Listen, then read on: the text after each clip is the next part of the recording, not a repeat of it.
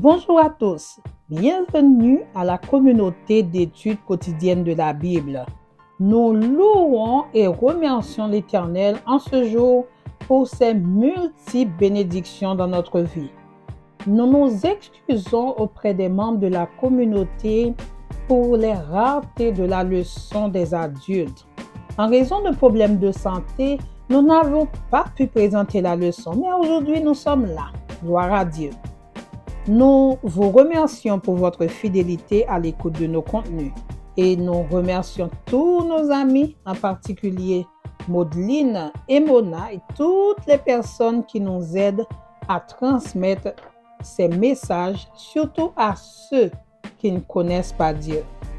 Que Dieu, dans son amour, déverse sur chacun de vous ses plus riches bénédictions. Enfin, nous saluons tous les fêtés du mois de mars. Que vous soyez tous dans le plan de Dieu.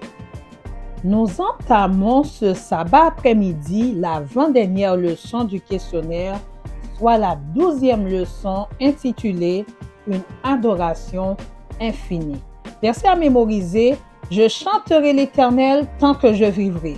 Je célébrerai mon Dieu tant que j'existerai. » Psaume 104, verset 33. Prions le Seigneur.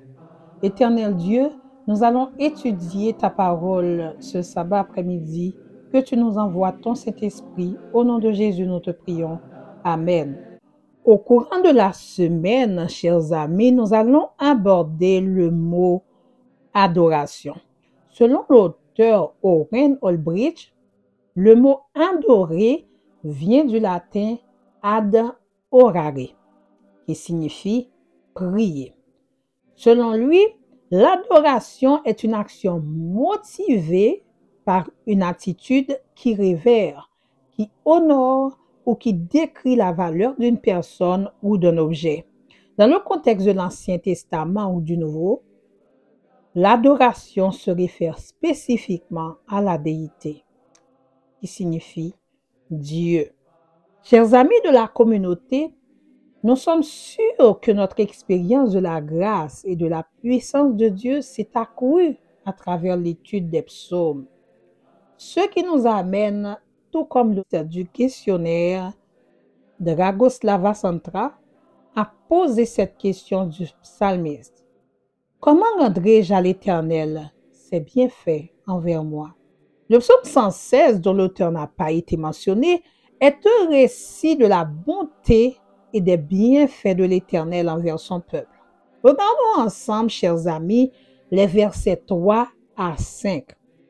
Les liens de la mort m'avaient enserré. Les angoisses du séjour des morts s'étaient emparées de moi. J'étais accablé par la détresse et la douleur, mais j'ai fait appel au nom de l'Éternel. Éternel, sauve-moi. L'Éternel fait grâce et il est juste. Notre Dieu est rempli de compassion. Chers amis, vous voyez, le psalmiste avait de très bonnes raisons pour poser cette question. Et toi aujourd'hui? Alors, en ce qui concerne le psalmiste, nous trouvons la réponse dans les versets 13 à 19 de ce psaume. Cependant, nous allons lire ensemble uniquement les versets 18 et 19. J'accomplirai mes vœux envers l'Éternel en présence de tout son peuple. Au milieu de toi, Jérusalem, louez l'Éternel. Amen.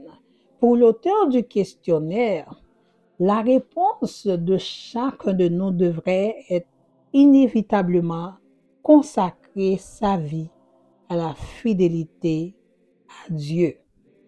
Chers amis de la communauté, nous relevons dans les psaumes la vocation première du peuple Israël. Lisons le psaume 35, le verset 18. Je te louerai dans la grande assemblée. Je te célébrerai au milieu d'un peuple nombreux. À travers les louanges et les témoignages, le peuple avait pour mission de présenter Dieu aux autres nations.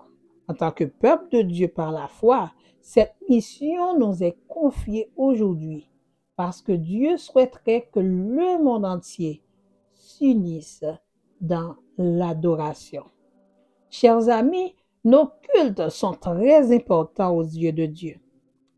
Nos supplications individuelles sont tout aussi importantes selon le psaume 22. Cependant, ils servent également à nourrir nos adorations communautaires.